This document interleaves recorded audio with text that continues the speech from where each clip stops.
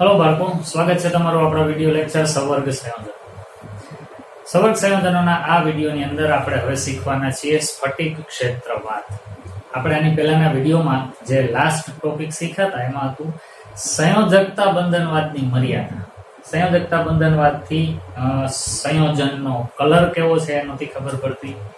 પછી પ્રબળ લિગેન્ડ અને નિર્બળ લિગેન્ડ કઈ રીતે ડિસાઇડ થાય અને એની શું અસર હોય એનો પણ ખ્યાલ એમાં નહોતો આવતો. અને ચુંબકીય ગુણનું માત્રાત્મક અર્થઘટન પણ એમાં નહોતું થઈ શકતું. 4 સંવર્ગાંકવાળા સંકીર્ણ સુકામે 2 જુદા જુદા આકારમાં હોઈ શકે, સમચતુષ્ફલકીય અને સમતલીય ચોરસ, એ પણ એમાંથી સ્પષ્ટ નહોતું થતું. અને એ બધાય ક્વેશ્ચનના આન્સર હવે સ્ફટિક ક્ષેત્રવાદને આધારે મળશે. તો મોટો એવો ટોપિક છે સ્ફટિક ક્ષેત્રવાદ, ક્રિસ્ટલ ફિલ્ડ થિયરી, જેને આપણે અત્યારે હવે ભણવાના છીએ. નોટ અને પેન તમારી સાથે રાખજો, પણ પહેલા હું જે કંઈ સમજાવું એને બરાબર ધ્યાનથી સમજજો. મોટો ટોપિક છે અને આખી વસ્તુ જો બરાબર સમજાઈ જાય તો તમને ખરેખર આની પહેલા આપણે જેટલા સંયોજનના બંધારણો શીખ્યા હતા ને એમાં પણ તમને ખબર પડશે કે શું કામે આપણે ઇલેક્ટ્રોનનું યુગ્મીકરણ કરતા હતા અને શું કામ નહોતા કરતા. અમુક નવી વસ્તુઓ આ ટોપિકની અંદર તમને જોવા મળશે. ધ્યાનથી સાંભળજો. કામ શરૂ કરીએ છીએ આપણે. સ્ફટિક ક્ષેત્રવાદ, જેને અંગ્રેજીમાં ક્રિસ્ટલ ફિલ્ડ થિયરી એવું કહેવામાં આવે, ટૂંકમાં CFT. હવે એ શું છે અને એનું ખરેખર આખું ડિસ્ક્રિપ્શન કેવું છે એની આપણે વાત કરીએ. તમારે સૌથી પહેલા તો એ કન્સેપ્ટ મનમાં લઈ આવવાનો કે ડી કક્ષક હોય અને 5 પેટા કક્ષક હોય. એ હું પહેલા કહી દઉં તમને. ડી ને 5 પેટા કક્ષક છે, આપણે આમ લખતા ને 1 2 3 4 ને 5. આ પાંચેય ડી કક્ષકો હોય એ ના નામ આપણે આપવો હોય તો આમાં પાય dxy, dyz, dxz, dx2y2. અને ઘણા લોકો x2 - y2 એવું બોલે છે, પણ અહીંયા એ સાઇન માઈનસ નથી, એ ડેશ છે. dx2y2 એવું બોલાય. અને dz2. આ 5 ડી કક્ષકો છે. આપણે ધોરણ 11 માં પરમાણુનું બંધારણ એ ચેપ્ટરની અંદર બધી જ કક્ષકોના પ્રકાર, આકારો એ શીખી ગયા. એમાં આ 5 ડી કક્ષકોના નામનો અને એ કઈ જગ્યાએ આવેલી હોય એનો પણ ઉલ્લેખ છે. છતાં એક વખત પાછું રિમાઇન્ડ કરાવવા માટે યાદ કરાવી દઉં. dxy, dyz અને dxz કક્ષકો કે જે ડબલ ડમ્બેલ આકારની હોય છે બધી, એમાંની આ 3 છે ને એ ક્યાં હોય તો કે યામાક્ષો ની વચ્ચેના સમતલમાં. આ કક્ષકો યામાક્ષોની વચ્ચેના સમતલમાં હોય. એટલે x, y અને z યામાક્ષ, તમે આને વિચારો તો આ ત્રણેય કક્ષકો dxy, dyz અને dxz એ ખરેખર ક્યાં તો કે dxy કક્ષક છે ને xy પ્લેનમાં હોય. એ કોઈ યામાક્ષોની ઉપર નથી. યામાક્ષો વચ્ચે જે સમતલ બને છે એ સમતલોની અંદર આ કક્ષકો હોય. અને તમને બરાબર ખ્યાલ છે, આપણે આમ દોરતા જો તમને યાદ હોય તો માની લો કે હું અહીંયા નામ આપી દઉં આને x અને y અને z. તો હું ખરેખર આ x ને સમાંતર રેખાઓ અને y ને સમાંતર રેખાઓ દોરી અને પછી અહીંયા કક્ષક બતાવતો યામાક્ષોની વચ્ચેના સમતલમાં. એટલે અહીંયા આ જે મેં કક્ષક દોરી ને એ ખરેખર કયા સમતલમાં છે તો કે xy સમતલમાં છે, સમતલની અંદર છે. આ કોઈ પણ યામાક્ષની ઉપર નથી. એવી જ રીતના yz અને xz પણ તમને બધું દોરતા પણ શીખવાડેલું છે, તમે જાણો છો. તો યામાક્ષો વચ્ચેના સમતલમાં કઈ ડી કક્ષકો dxy, dyz અને dxz. પણ બીજી 2 ડી કક્ષકો ક્યાં છે? યામાક્ષો ઉપર છે.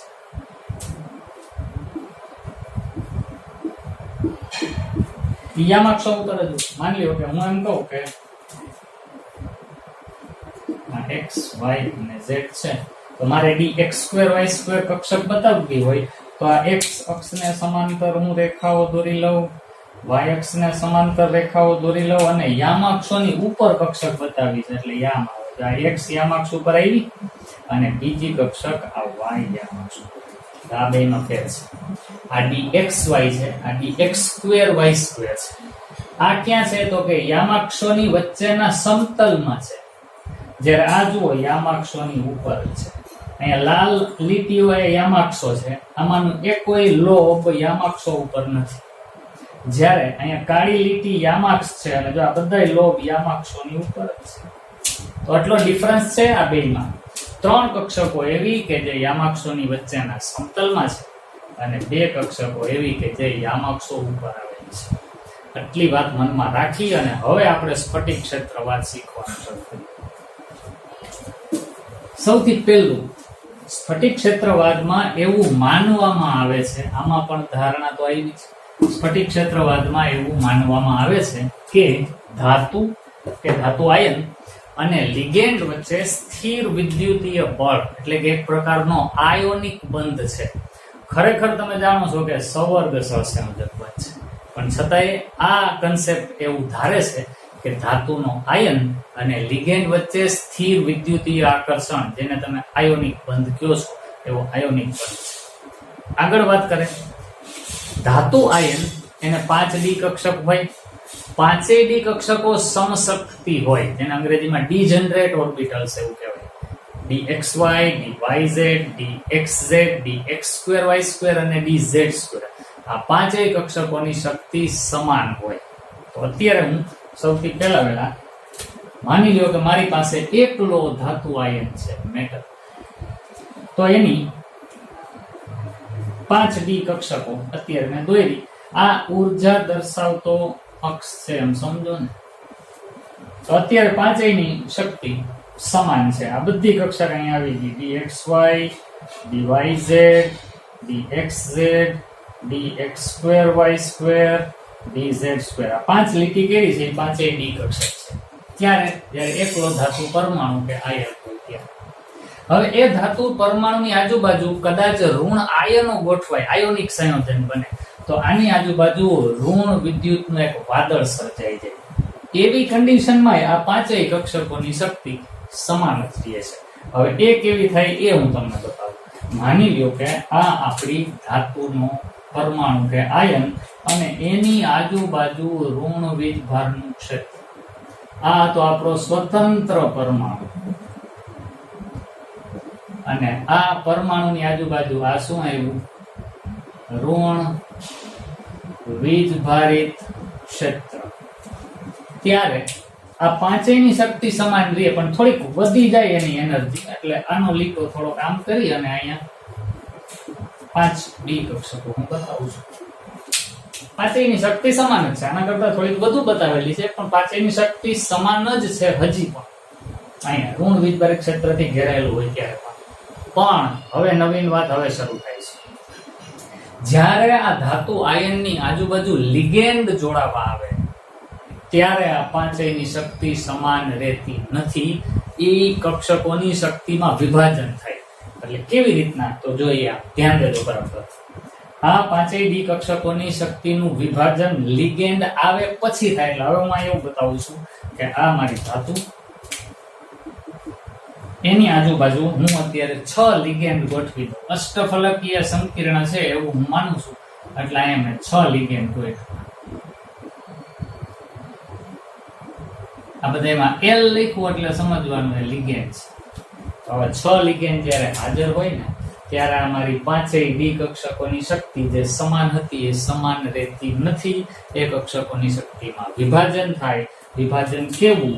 તો કે અમુક કક્ષકો, એમાંની 2, 1 અને 2, 2 કક્ષકોની શક્તિ બહુ જ વધી જાય. એવી વધેલી કક્ષકોને T2EG કક્ષક કહેવાય. એનું નામ છે. વધેલી કક્ષકોને EG કક્ષક કહેવાય. અને 3 કક્ષકોની શક્તિમાં ઘટાડો થાય.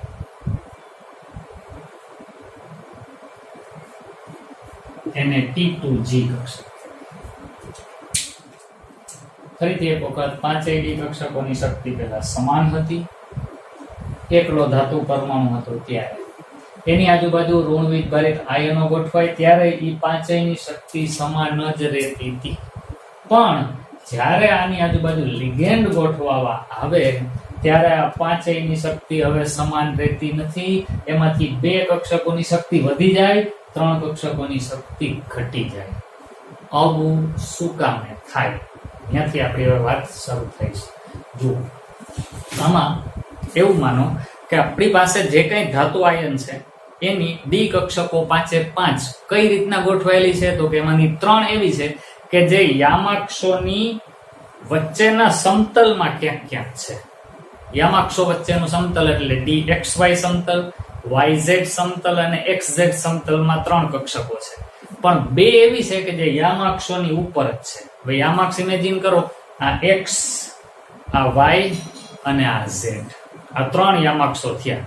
એમાંની DX2Y2 કક્ષક ક્યાં યામાક્ષો ઉપર હશે? તો કે X ઉપર અને Y ઉપર, અને Z2 એ Z ઉપર જ હશે.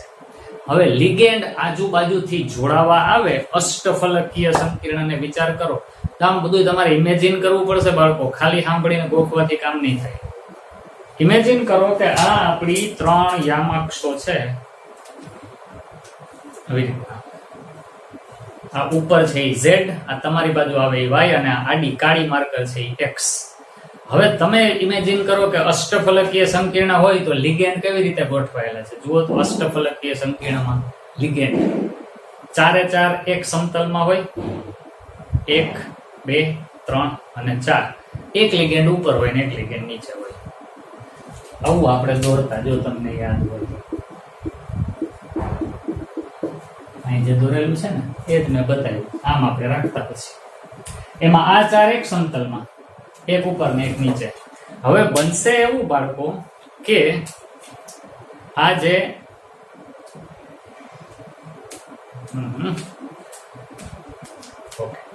આ જે કક્ષકો આપણે આવી રીતના રાખેલી છે અત્યારે X, Y ને Z, આ કક્ષકોમાં લિગેન્ડ 6 આજુબાજુથી આવવાના છે, જોડાવાના. આની ખાલી કક્ષકમાં જ ઇલેક્ટ્રોન નાખવા માટે આવવાના છે.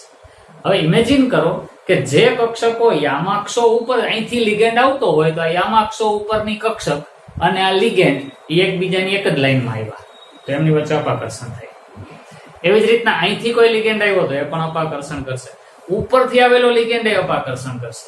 એટલે અષ્ટફલકીય સંકીર્ણમાં જે કક્ષકો યામાક્ષો ઉપર આવેલી છે ને એની નજીક જ્યારે લિગેન્ડ જશે ને ત્યારે લિગેન્ડ અને આ કક્ષકોના ઇલેક્ટ્રોન વચ્ચે અપાકર્ષણ થશે. એટલી વાત એકદમ ક્લિયરલી સમજાઈ જાય એવી છે. યામાક્ષો, આને હું આમ સેજ ત્રાંસુ રાખું એટલે તમને સમજાઈ જાય કે આ એક લિગેન્ડ અહીંથી આવે, એક લિગેન્ડ અહીંથી આવે, એક અહીંથી આવે, એક અહીંથી આવે, એક ઉપરથી આવે, એક નીચેથી આવે. આ અષ્ટફલકીય સંકીર્ણની સ્થિતિ છે.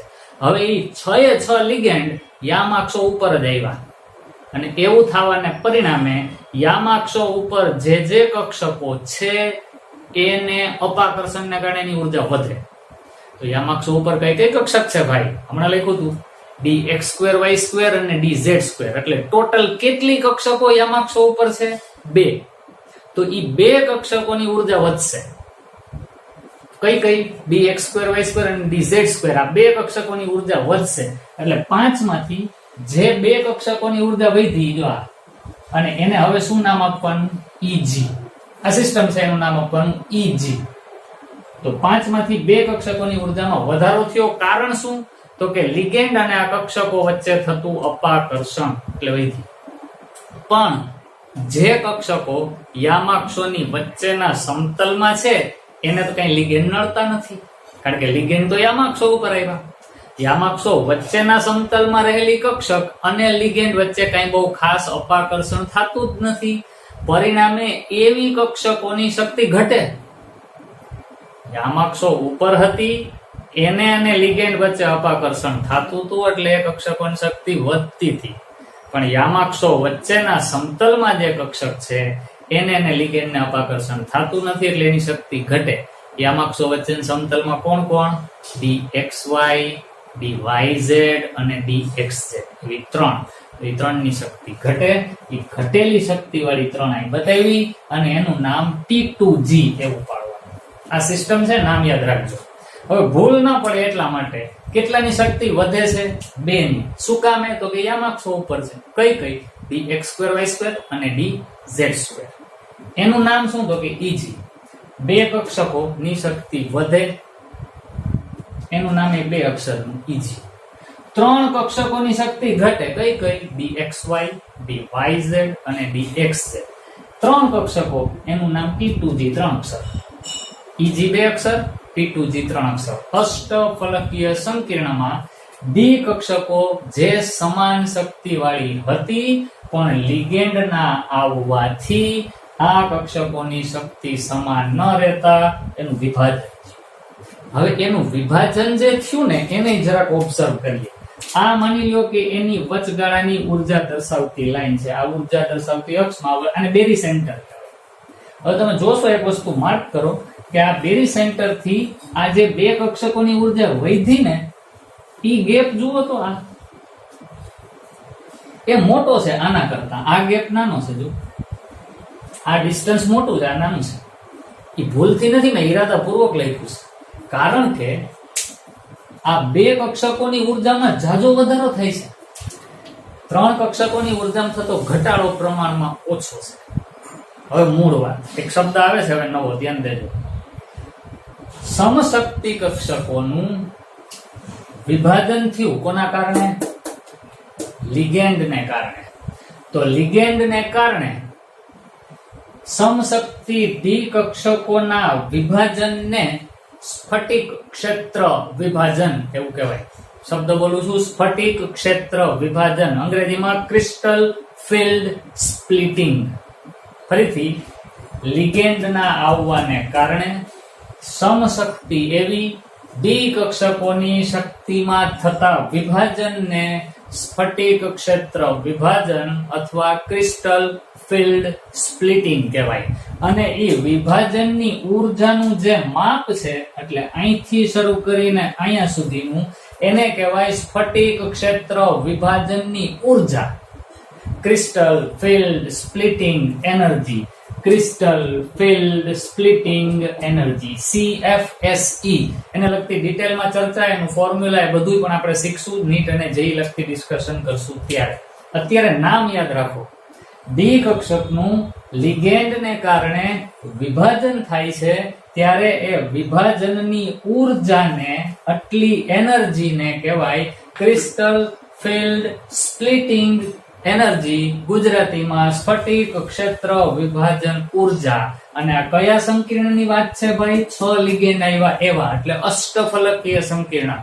અંગ્રેજીમાં એને ઓક્ટાહેડ્રલ કોમ્પ્લેક્સ કહેવાય. તો આ જે ઉર્જા આવી ને, એટલો લાલ આખો લીટો મેં બતાવ્યો છે, એ છે સ્ફટિક ક્ષેત્ર વિભાજન ઉર્જા. પણ કયા સંકીર્ણમાં? અષ્ટફલકીય સંકીર્ણમાં. તો આને કહેવાય અષ્ટફલકીય સંકીર્ણની સ્ફટિક ક્ષેત્ર વિભાજન ઉર્જા. ડેલ્ટા ઓ એટલે આ, અને આ ડેલ્ટા એટલે આ, પણ ઓ એટલે અષ્ટફલકીય સંકીર્ણ. તો આને આમ બોલાય ઓ અષ્ટફલકીય સંકીર્ણમાં ડેલ્ટા એટલે કે સ્ફટિક ક્ષેત્ર વિભાજન ઉર્જા. તો આ જે ડિફરન્સ છે એને ડેલ્ટા ઓ કહેવાય. હવે આ જે મોટો ગેપ છે ને, એ ખરેખર 2/3 ડેલ્ટા ઓ જેટલો કહેવાય. ડેલ્ટા ઓ નો 3/5 ભાગ્યા છે. 3/5 ડેલ્ટા ઓ જેટલી ઈજી ની ઉર્જા વધે. અને આ T2G ની ઉર્જા, એટલે આ જે ગેપ છે ને, એ 2/5 ડેલ્ટા ઓ જેટલો કહેવાય. 2/5 ડેલ્ટા ઓ જેટલી ઘટે. આંકડામાં ભૂલ ન કરતા ભાઈ, સીધું છે. એમ ન સમજતા કે આ 2 ભેગું 3 ને 3 ભેગું 2 એવું આડાવડું થઈ જશે. એને કરતા આમ સમજો, આંકડા તો 2 જ છે, 3/5 અને 2/5. આ ગેપ મોટો, તો એની વેલ્યુ મોટી જ હોય ને ભાઈ. 3/5 એટલે થાય 0.6, અને આ ગેપ નાનો એટલે 2/5, એની વેલ્યુ થઈ 0.4.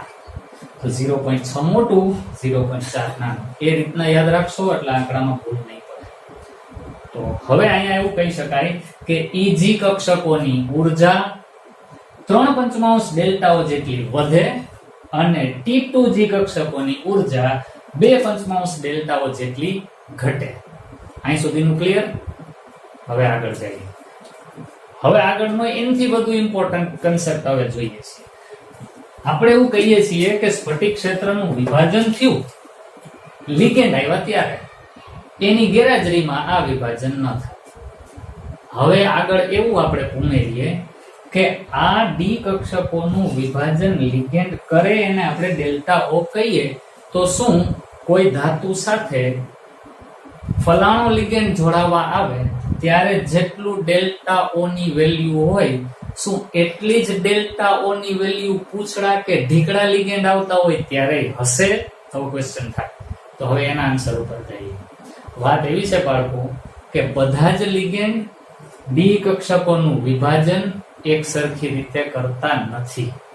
અમુક લિગેન્ડ એવા છે કે જ્યાં ડી કક્ષકોનું વિભાજન ઝાઝું બધું કરે એટલે ત્યારે ડેલ્ટાઓની વેલ્યુ બહુ વધી જાય. એને અનુરૂપ આ તો સેમ જ રહ્યો, સૂત્ર તો સેમ જ રહે. ટોટલ ડેલ્ટાઓનો 3/5 આ અને 2/5 આ, પણ ડેલ્ટાઓની પોતાની વેલ્યુ જુદા જુદા લિગેન્ડ વખતે જુદી જુદી હોય. અમુક લિગેન્ડ એવા છે કે જે આનું વિભાજન ઝાઝું કરે. તો તમે જરાક વિચારો તો કે જે લિગેન્ડ આ કક્ષકોનું વિભાજન ઝાઝું કરતા હોય એનો મીનિંગ શું થાય? તો એના માટે અહીંથી પકડો વાતને. આનું વિભાજન થયું શું કામે? લિગેન્ડ આવ્યા એટલે. પણ લિગેન્ડે આવીને એવું શું કર્યું કે જેથી વિભાજન થયું? તો કે લિગેન્ડ ઓલી યામાક્ષો વચ્ચેની કક્ષકો વાળા રસ્તામાં આવ્યા ને એટલે અપાકર્ષણ થયું. ઈ જેટલા વધુ નજીક આવશે એટલું વધુ અપાકર્ષણ થશે, અને જેટલું વધુ અપાકર્ષણ એટલો આ બે વચ્ચેનો ગેપ મોટો. એટલે હવે આના ઉપરથી તમે એ વાત નક્કી કરી શકો કે જે લિગેન્ડ ધાતુના કેન્દ્રની વધુમાં વધુ નજીક આવવાની ટ્રાય કરશે ને એ આ કક્ષકોનું વિભાજન ઝાઝું કરશે. એટલે મહત્વનું વાક્ય બોલવું છે હોય તો સાઈડમાં ક્યાંક નોંધતા જાજો. પ્રબળ લિગેન્ડ એટલે કે કેન્દ્રની મહત્તમ નજીક પહોંચતો લિગેન્ડ સ્ફટિક ક્ષેત્રનું વિભાજન વધુ કરાવે. એટલે જે લિગેન્ડ સ્ફટિક ક્ષેત્રનું વિભાજન વધુ કરાવી શકતો હોય એવા લિગેન્ડને પ્રબળ લિગેન્ડ કહેવાય. જે વિભાજન ઓછું કરાવે એને નિર્બળ લિગેન્ડ કહેવાય. એટલે જુદા જુદા લિગેન્ડની હાજરી વખતે ડેલ્ટાઓની વેલ્યુ કેટલી હોય છે એ સ્પેક્ટ્રોસ્કોપીની પદ્ધતિની મદદથી ગણવામાં આવે અને એના આધારે નક્કી કરવામાં આવે કે કયો લિગેન્ડ ઝાઝું વિભાજન કરે છે તો એને પ્રબળ કહીએ, અને કયો લિગેન્ડ ઓછું વિભાજન કરે છે તો એને નિર્બળ કહીએ. તો એના આધારે લિગેન્ડની પ્રબળતાની એક આખી શ્રેણી તૈયાર કરવામાં આવી. એને લિગેન્ડની સ્પેક્ટ્રોકેમિકલ શ્રેણી કહેવાય. એ સ્પેક્ટ્રોકેમિકલ શ્રેણી આપણે આખા જવાબમાં લખવી પડશે, યાદ પણ રાખવી પડશે, કારણ કે એના ઉપરથી MCQ આવશે. તો હું અત્યારે સ્પેક્ટ્રોકેમિકલ શ્રેણી લખું છું. આ વિસ્તાર છે એમાં લખી દો. એ નીચે લખો, કદાચ આખી સમાઈ જાય નીચે. લિગેન્ડની સ્પેક્ટ્રોકેમિકલ સિરીઝ હું અહીંયા લખું છું. નિર્બળ થી લઈને પ્રબળ સુધી જવાનું છે. જોતા જજો ધ્યાનથી. સૌથી નિર્બળ લિગેન્ડ I- એ ઓછામાં ઓછું વિભાજન કરશે. એનાથી થોડોક પ્રબળ લિગેન્ડ Br-, એનાથી થોડોક પ્રબળ લિગેન્ડ SCN-, એનાથી થોડોક પ્રબળ લિગેન્ડ Cl-, એનાથી થોડોક પ્રબળ લિગેન્ડ S-2, એનાથી થોડોક પ્રબળ લિગેન્ડ F-. ધીમે ધીમે પ્રબળ થતા હોય ને એવી ક્રમમાં આપણે લખીએ છીએ, એના યાદ રાખવાનું થાય આપણે ક્રમ. એનાથી થોડોક પ્રબળ લિગેન્ડ OH-, એનાથી થોડોક પ્રબળ લિગેન્ડ OX-2. OX એટલે ઓક્ઝેલેટો લિગેન્ડ છે. C2O4-2 એવું પણ એને લખી શકાય. OX થી પ્રબળ લિગેન્ડ H2O છે. H2O થી પણ પ્રબળ લિગેન્ડ, H2O થી પ્રબળ લિગેન્ડ મારે લખવાનું થાય NH3. એનાથી થોડોક પ્રબળ લિગેન્ડ આપણું જાણીતું EDTA-4. એનાથી થોડોક પ્રબળ લિગેન્ડ EN, ઇથિલિન ડાઇએમાઇડ. એનાથી થોડોક પ્રબળ લિગેન્ડ, એનાથી પ્રબળ લિગેન્ડ મારે જોવું પડશે બાળકો. અહીંયા NCS આવે છે, પછી ફેરફાર કરવો પડશે. અહીંયા પહેલા NCS-1 લિગેન્ડ, પછી EDTA, પછી અહીંયા આવે NH3. આ બધામાં NH3 સૌથી પ્રબળ છે. NH3 થી પ્રબળ લિગેન્ડ છે EN. EN થી પ્રબળ લિગેન્ડ છે Cn-, અને સૌથી પ્રબળ લિગેન્ડમાં CO ને ગણવામાં. આ શ્રેણી તમારે યાદ રાખવી પડશે. યાદ શક્તિ જેની નબળી હોય મારી જેમ એને અવારનવાર જોવું. થોડા દિવસના અંતરે નવરા પડો ત્યારે એકવાર ગમે એ પેજમાં એમને લખી લેવાનું, એટલે આપણને કન્ફર્મ થઈ જાય. અને ઈ પેજ ટેક્સ્ટબુકમાં વાળી રાખો, ત્યાં કંઈક નિશાની કરી રાખો. જે શ્રેણી કે એવું યાદ રાખવાનું થતું હોય ને બાળકો, એના માટે આપણી પાસે એક અલગ લિસ્ટ હોવું જોઈએ. કે આખા સિલેબસમાં એટલી વસ્તુ એવી છે કે જે મારે યાદ રાખવાની છે, બહુ ઇમ્પોર્ટન્ટ છે. એટલે પરીક્ષાના આગલા દિવસોમાં પણ ઈ સ્ટાર કરેલી કે પન્ના વાળેલી વસ્તુઓ બરાબર એક વખત રિફર કરી તાજી કરી જવા થાય. આવું કંઈક કરશો તો ઈ છેલ્લે યાદ આવશે. જો એવું કાંઈ નહીં રાખીએ તો પછી એને આયોજનબદ્ધ મહેનત ના કહેવાય. એટલે થોડુંક આયોજન રાખવાનું. તો આ શ્રેણીને તમારે બાળકો યાદ રાખવાની. I- સૌથી નિર્બળ લિગેન્ડ, CO સૌથી પ્રબળ લિગેન્ડ. હવે તમને કદાચ એવો વિચાર આવશે કે સર તમે ઓલા સંયોજનોના બંધારણ શીખવાડતા હતા ને, ત્યારે શરૂઆતમાં જ મેં એવું કહી દીધું હતું કે CO, NH3 અને Cn આ 3 જોડાય ને તો તમારે ઇલેક્ટ્રોનની ગોઠવણીમાં ફેરફાર કરવો, કારણ કે એને પ્રબળ લિગેન્ડ સમજવા, એવું આપણે ત્યારે તમને વાત કરેલી હતી. તો હવે તમારી સામે આખી શ્રેણી છે. એટલે હવે તમે કહી શકો કે તમે CO વખતે ફેરફાર કર્યા હતા, તમે Cn વખતે ફેરફાર કર્યા હતા, તમે NH3 વખતે ફેરફાર કર્યા હતા. આનો અર્થ એવો થયો કે જો NH3 લિગેન્ડ જોડાયેલો હોય ત્યાં સુધી તમે ઇલેક્ટ્રોનની ગોઠવણી બદલતા હતા, એને તમે પ્રબળ ગણતા હતા, અને આ બધા પ્રબળમાં જ આવે. તો હવે તો તમને એ જાણવા મળ્યું કે NH3 કરતા તો પ્રબળ En પણ છે. તો En જ્યારે જોડાવા આવતો હોય ત્યારે પણ ઇલેક્ટ્રોનની ગોઠવણીમાં ફેરફાર થાય. હવે ફેરફાર શું કામ થાય છે એની ચર્ચા ઉપર આપણે આવીએ છીએ. હજી ક્વેશ્ચન અડધે જ પહોંચ્યો છો પર. ઓકે, તો અહીં સુધીનું તમને સમજાણું હશે એવું માની અને હવે આપણે આગળ વધીએ. હવે માનો કે આમાં અત્યારે 4 ઇલેક્ટ્રોન હતા. આ 5 ડી કક્ષકમાં 4 ઇલેક્ટ્રોન હતા. હવે આમાં થોડો ફેરફાર કરું છું તમને સમજાય એ માટે. હું અહીંયા 5 લીટાને 5 સર્કલ થી બતાવું. 5 ડી કક્ષકને અહીંયા ધ્યાન દેજો. હું એટલો ફેરફાર કરું છું તમારી પરમિશન લઈ. આ 5 કક્ષકોને હું 5 સર્કલ થી બતાવું. 1 2 3 4 અને 5. આ 5 ડી કક્ષક છે. અને એ 5 ડી કક્ષકમાં એક ઇલેક્ટ્રોન હતા. 5 નહીં, 4 માં એક હતા. 5 માંથી 4 માં એક ઇલેક્ટ્રોન હતા. એટલે ટોટલ ઇલેક્ટ્રોન ડી કક્ષકમાં અત્યારે 4 છે. પણ જેવા ઓલા લિગેન્ડ બધી બાજુથી આક્રમણ કરવા આવતા હશે ને, એટલે આ 4 ઇલેક્ટ્રોન પેલા તો બી જાય કે આ કોક આવે છે, આપણે થોડીક વાર માટે હગે વગે થઈ જાય. એટલે ઈ આ ખાલી આપણું ગૃહ ઉદ્યોગનું ઘરનું બનાવેલું છે તમને સમજાવવા માટે કે 5 ડી કક્ષકોમાં 4 માં ઇલેક્ટ્રોન હતા. લિગેન્ડ જોડાવા આવે આક્રમણ કરવા, એટલે આ 4 ઇલેક્ટ્રોન પેલા ત્યાંથી વયા જાય બહાર. આ કોના જેવી વાત છે ખબર? તમારું જૂનું ઘર હોય એને રિનોવેટ કરવું છે, આખું તોડી નાખવું છે, નવેસરથી બિલ્ડ કરવું છે. તો એવી કન્ડિશનમાં તમે ઘરમાં જે રહેતા હોવ ને ત્યાંથી તમે થોડીક વાર માટે આડોશ પાડોશમાં ભાડુઆત તરીકે રહેવા વયા જાઓ, કારણ કે આ મકાન તો તોડવાનું છે.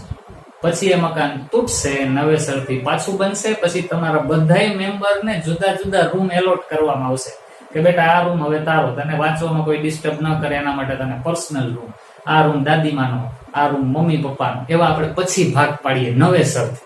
જૂનું મકાન હતું તોડીએ ત્યારે આપણે બહાર વયા જઈએ, મકાન પાછું બને ત્યારે નવા રૂમ બધાને એલોટ થાય. સેમ વસ્તુ અહીંયા થાય. 5 ડી કક્ષકોમાંથી 4 માં ઇલેક્ટ્રોન હતા. લિગેન્ડ આવે છે એટલે કે જેસીબી આવે છે, તો આ 4 ઇલેક્ટ્રોન નીકળી જાય છે બહાર. પછી મકાન તૂટે, એનું વિભાજન થાય. 2 વધુ ઉર્જાવાળી કક્ષકો, 3 ઓછી ઉર્જાવાળી કક્ષકો, એને હું સર્કલ થી બતાવું. એટલે વિથ યોર પરમિશન અહીંયા હું 2 સર્કલ કરું, આ વધુ ઉર્જાવાળા, અને વિથ યોર પરમિશન અહીંયા 3 સર્કલ કરું ઓછી ઉર્જાવાળા.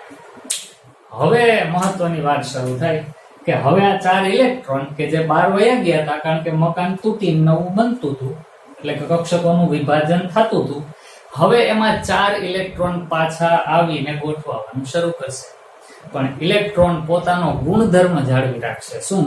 તો કે એને એવી સમજ છે કે આપણે હંમેશા આઉફબાઉ, પૌલી અને હુન્ડના નિયમનું પાલન કરીને જ ગોઠવાવું. બાળકો, આ વિડીયો કંઈક 32 મિનિટે પહોંચે છે ને, પછી એક નાનકડો કટ આવે છે, કારણ કે એના 2 ટુકડામાં રેકોર્ડિંગ થઈ છે. એટલે વચ્ચે ક્યાંય કટ આવે તો તમે થોડુંક એટલું કોઓપરેટ કરજો. હું પાછો જોવા નથી જતો કે અત્યારે ટાઈમ કેટલો થયો છે. તો 4 ઇલેક્ટ્રોન આઉફબાઉ, પૌલી અને હુન્ડના નિયમ પ્રમાણે ગોઠવવાનું શરૂ કરશે. નિયમ સાદો, પેલો આઉફબાઉનો, ઓછી ઉર્જા ધરાવતી કક્ષકોમાં પહેલા એક ઇલેક્ટ્રોન વયા જ જશે. તો ભાઈ આમાંથી ઓછી ઉર્જા કોની? તો કે આ T2G ની. તો આમાં પહેલા એક ઇલેક્ટ્રોન મૂકી દેવાનો. તો આ 1 અને આ 1 આવી ગયા. હવે જે ચોથો ઇલેક્ટ્રોન છે ને એમ બિચારાને મૂંઝવણ થશે. મૂંઝવણ કઈ ટાઈપની? એની પાસે બે ઓપ્શન છે. ચોથો ઇલેક્ટ્રોન અહીંયા આવી અને જોડી બનાવે કે પછી વાં એકલો જ જાય. બે ઓપ્શન રહ્યા. હવે ઈ કરશે શું? ઈ કોના ઉપર ડિપેન્ડ કરે? તો કક્ષકોમાં ઇલેક્ટ્રોનની ગોઠવણીના નિયમ.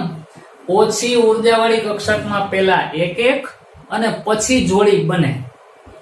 બાકી સમશક્તિ હોય તો બધાયમાં એક એક જ જાય.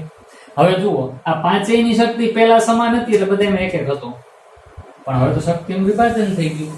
આની ઉર્જા ઓછી નાની બધું. તો આનો અર્થ તો એવો થયો કે આ ત્રણેયની ઉર્જા ઓછી હતી એટલે એમાં પહેલા એક એક તો આવ્યો. હવે ચોથો ઇલેક્ટ્રોન આમાં જ જાય ને યુગ્મીકરણ થાય તો પેલી શક્યતા આવી ઇલેક્ટ્રોન રચનાની થાય. કેવી? તો કે T2G4 અને EG0. આમાં જ ચોથો ઇલેક્ટ્રોન આવી જાય ને આમાં કોઈ જાય જ નહીં. તો અહીં ઇલેક્ટ્રોનની જોડી કહી દીધું T2G4 EG0. આ એક શક્યતા. હવે બીજી શક્યતા એ છે ને કે આમાં એક એક ઇલેક્ટ્રોન દઈએ અને ચોથો ઇલેક્ટ્રોન આમાં જાય તો T2G3 EG1 આવી ઇલેક્ટ્રોન રચના બને. તો હવે આપણને પ્રશ્ન થાય કે આમાંથી કયું બનશે? તો સીધી સાદી વાત બાળકો, ઇલેક્ટ્રોન ચોથો એ વિચારશે કે આ બેયનું વિભાજન થયું છે એટલે આની ઉર્જા ઓછી છે આની વધુ છે. જો એ વિભાજન જાજુ બધું હોય એટલે કે આ બેયની ઉર્જામાં જાજો તફાવત હોય તો સ્વાભાવિક રીતે હું તો ઓછી ઉર્જાવાળીમાં જ રહેવું પસંદ કરીશ ને, તો હું અહીંયા જ જઈશ એટલે હું જોડી બનાવીશ. એટલે ઇલેક્ટ્રોન રચના T2G4 EG0 થશે. ક્યારે? અહીં લખાય વિભાજન વધુ થયું હોય તો, એટલે કે ડેલ્ટા ઓ મોટું હોય ને તો યુગ્મીકરણ થાય. જો યુગ્મ બન્યું તો અહીંયા યુગ્મ બને. ઇલેક્ટ્રોન અહીંયા જવાને બદલે અહીંયા જ યુગ્મ બનાવે. ક્યારે? ડેલ્ટા ઓ મોટું હોય એટલે કે ઉર્જામાં તફાવત જાજો તો ચોથો ઇલેક્ટ્રોન અહીંયા યુગ્મીકરણ પામશે. એટલું સમજાય છે? સાંભળતા નહીં, સમજજો. ડેલ્ટાઓ જેમ મોટું એમ ચોથો ઇલેક્ટ્રોન વધુ ઉર્જાવાળી કક્ષકમાં જવાને બદલે ઓછી ઉર્જાવાળી કક્ષકમાં યુગ્મીકરણ પામશે. પણ માની લ્યો કે આ વિભાજન જે થયું છે ડેલ્ટાઓ એ જીરીક જ છે, નાનકડો, બહુ જાજો ડિફરન્સ નથી. તો એનો અર્થ એવો થયો કે જો ડેલ્ટાઓ નાનું હોય તો આ પ્રકારની ઇલેક્ટ્રોન રચના થશે. એટલે કે વિભાજન ઓછું થયું તો આવી રચના થાય. આના ઉપરથી તરત બીજી વાત આવે. જો આ મોટું હોય તો આવું થાય, પણ આ મોટું શું કામ થાય ભાઈ? પણ ડેલ્ટાઓની વેલ્યુ મોટી ક્યારે થાય? લિગેન્ડ પ્રબળ હોય તો. આના ઉપરથી એવું કહેવાય ને કે જો લિગેન્ડ પ્રબળ હોય તો ડેલ્ટાઓ મોટું થાય તો ચોથો ઇલેક્ટ્રોન યુગ્મીકરણ પામે. અને જો લિગેન્ડ નિર્બળ હોય તો ડેલ્ટા ઓ નાનું થાય તો ઇલેક્ટ્રોન નું યુગ્મીકરણ ન થાય તો પછી અહીંનો ઇલેક્ટ્રોન અહીંયા જઈને ગોઠવાય. આટલું હું બોલું ને એટલે તમને તરત ફ્લેશ થવું જોઈએ કે સર હા હવે યાદ આવ્યું, આપણે ઓલી ઇલેક્ટ્રોન રચનામાં આમ હતું અને પ્રબળ લિગેન્ડ આવતો CO કે CN જેવો, ત્યારે તમે અહીંથી ઇલેક્ટ્રોન ને ધકેલ દેતા. તો જો આવું કરતા આવું શું કામ? યુગ્મીકરણ કરી નાખતા એટલે કક્ષક ખાલી રહે. પણ જો નિર્બળ લિગેન્ડ હતો તો તમે આ ઇલેક્ટ્રોન ને કોઈ અસર નહોતા કરતા અને લિગેન્ડ ને ખાલી કક્ષકોમાં જ ગોઠવતા હતા. તો ત્યાં જે ઇલેક્ટ્રોનની ગોઠવણીમાં ફેરફાર કરતા હતા એની પાછળનો હેતુ આ હતો કે જો સ્ફટિક ક્ષેત્ર વિભાજન વધુ થાય તો Eg ની T2G ની ઉર્જામાં જાજો ઘટાડો થયો હોય, Eg ની ઉર્જામાં જાજો વધારો થયો હોય, એવી કન્ડિશનમાં ઇલેક્ટ્રોન પહેલા તો આમાં જ ગોઠવવાનું પસંદ કરે T2G માં, Eg માં પછી જાય. આ બધાયની જોડીઓ બની જાય ને પછી જો ઇલેક્ટ્રોન હોય તોય આમાં જાય, બાકી નહીં. પણ જો વિભાજન જ ઓછું થયું હોય તો આની ઉર્જામાં કોઈ બહુ જાજો ફેરફાર નથી તો પછી ઇલેક્ટ્રોન બધાયમાં એક એક જઈને ગોઠવાશે અને પછી જો વધારે હોય તો યુગ્મીકરણ કરશે. એને આવી ભાષામાં સમજાવાય કે જો સ્ફટિક ક્ષેત્ર વિભાજન ઉર્જા ડેલ્ટા ઓ ની વેલ્યુ P એટલે પેયરિંગ એનર્જી કરતા વધુ હોય, ડેલ્ટા ઓ મોટો હોય પેયરિંગ એનર્જી કરતા, તો જોડી બને. આ વધુ હોય તો અહીંયા જોડીમાં ઇલેક્ટ્રોન ગોઠવે એટલે પેયરિંગ થાય. અને જો ડેલ્ટા ઓ લેસ ધેન પેયરિંગ એનર્જી હોય તો જોડી ન. તો લ્યો આ સ્ફટિક ક્ષેત્રવાદ આખે આખો અષ્ટફલકીય સંકીર્ણ માટે આપણે સમજ્યા. જે કંઈ હતો ટેક્સ્ટ ની અંદર એ મેં તમને સરળ શબ્દોમાં ગોઠવીને તમારી સામે મૂક્યું છે. પાછું એક વખત ટૂંકમાં બોલી દઉં, અને હજી એ પૂર્ણ નથી થયું. તો અષ્ટફલકીયમાં જોયું, હજી આપણે ચતુષ્ફલકીયમાં એ બહુ નાનકડો ટોપિક છે, એ પણ શીખશું. અને પછી આના ઉપરથી એક અલગ વાત કે જે જેઈ અને નીટ માટે કામની છે, અને એ તમે જાણશો એટલે આ થોડુંક વધારે ડીપમાં સમજાશે. એના પછીના વિડીયોની અંદર આપણે જોવાના છીએ. એક વખત ટૂંકમાં આખું રિવાઇઝ કરાવી દો, ધ્યાનથી સાંભળો. ધાતુ પરમાણુ એને ડી કક્ષકો હોય 5, dxy, dyz, dxz, dx2 y2 ને dz2. સામાન્ય સ્થિતિમાં પાંચેય ડી કક્ષકોની શક્તિ સમાન, ડી જનરેટ કક્ષકો કહેવાય. એની આજુબાજુ ઋણ વીજભારિત વિદ્યુત ક્ષેત્ર હોય ત્યારે પણ એ પાંચેયની શક્તિ સમાન જ રહેતી હોય. પણ જ્યારે એની પાસે લિગેન્ડ જોડાવા આવે બધી બાજુથી, અને આપણે અષ્ટફલકીય સંકીર્ણની વાત કરીએ છીએ, તો ત્યારે 6 લિગેન્ડ આજુબાજુથી આક્રમણ કરે ત્યારે આ પાંચેય કક્ષકોની શક્તિ સમાન રહેતી નથી. એની શક્તિનું વિભાજન થાય છે, અને એની શક્તિનું વિભાજન થાય એને કહેવાય સ્ફટિક ક્ષેત્ર વિભાજન, અને એની ઊર્જા એને કહેવાય સ્ફટિક ક્ષેત્ર વિભાજન ઊર્જા અષ્ટફલકીય સંકીર્ણ માટે એટલે ડેલ્ટા ઓ. એમાંની બે કક્ષકો dx2 y2 અને dz2 કે જે યામાક્ષોની ઉપર છે એ મહત્તમ અપાકર્ષણ અનુભવે એટલે એની ઊર્જા વધે, એને Eg નામ અપાય. અને 3 કક્ષકો dxy, dyz અને dxz કે જે યામાક્ષો વચ્ચેના સમતલોમાં છે એને ઓછું અપાકર્ષણ થાય છે એટલે એની ઊર્જા ઘટે, એને T2g નામ અપાય. Eg કક્ષકોની ઊર્જા 3/5 એટલે 0.6 ડેલ્ટાઓ જેટલી વધે. T2g કક્ષકોની ઊર્જા 2/5 એટલે 0.4 ડેલ્ટાઓ જેટલી ઘટે. આ સ્ફટિક ક્ષેત્રનું વિભાજન લિગેન્ડ ઉપર આધાર રાખે.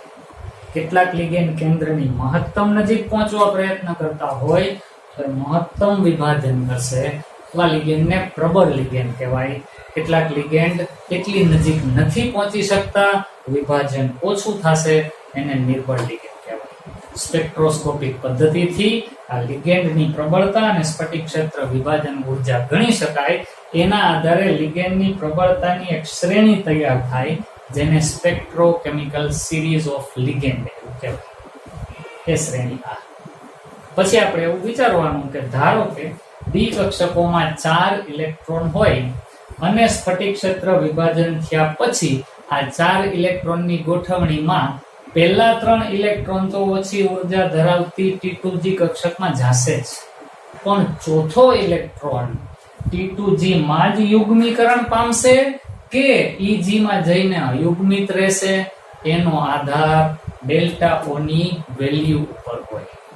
જો ડેલ્ટા ઓ ની વેલ્યુ વધુ હોય તો ચોથો ઇલેક્ટ્રોન યુગ્મીકરણ પામશે, જોડી બનાવશે. અને જો ડેલ્ટા ઓ ની વેલ્યુ નાની હોય તો ચોથો ઇલેક્ટ્રોન જોડી નહીં બનાવે, એ Eg કક્ષકમાં જઈને ગોઠવાશે. વાત પૂરી. તો આશા છે કે તમને આ આવડી ગયું હશે. ઇંગ્લિશ મીડિયમના બાળકો માટે આ જ ટોપિકનો એક અલગ સેપરેટ વિડીયો છે ઇંગ્લિશ મીડિયમમાં. એ વિડીયો આખે આખો ઇંગ્લિશમાં છે. એટલે જો ઇંગ્લિશ મીડિયમના બાળકો આ સમજવા ઈચ્છતા હોય તો એને આમાંથી કદાચ એટલું ન સમજાણું હોય, કારણ કે હું પૂરેપૂરું ગુજરાતીમાં બોલતો હતો. ઇંગ્લિશમાં પણ આનો એક અલગ વિડીયો છે, હું અહીંયા લિંક મૂકી રાખીશ. આઈ બટન ઉપર ક્લિક કરશો એટલે તમને એ વિડીયો પણ મળશે. એમાં આખી વાત ઇંગ્લિશમાં સમજાવેલી છે. બહુ કામનો ટોપિક છે, ધ્યાનથી બરાબર સમજજો. બને તો વિડીયોને એક કરતા વધુ વખત જોજો, પૂરો જોજો અને સમજવાની ટ્રાય કરજો. અને તમે તમને સમજાવજો. તમે કોકને સમજાવો ને ત્યારે તમને વધુ ક્લિયર થાય. આગ્રહ કરું છું કે આ ટોપિકને સમજી અને તમે તમને સમજાવો. બને તો તમારા મિત્રને પણ સમજાવો કે જેથી તમારું જ્ઞાન વધુ દ્રઢ બને. આના ઉપરની હજી ડિટેલમાં બીજી ચર્ચાઓ આના પછીના વિડીયો કરશું. સારું, નેક્સ્ટ વિડીયોમાં પાછા મળીએ. ત્યાં સુધી have a nice day.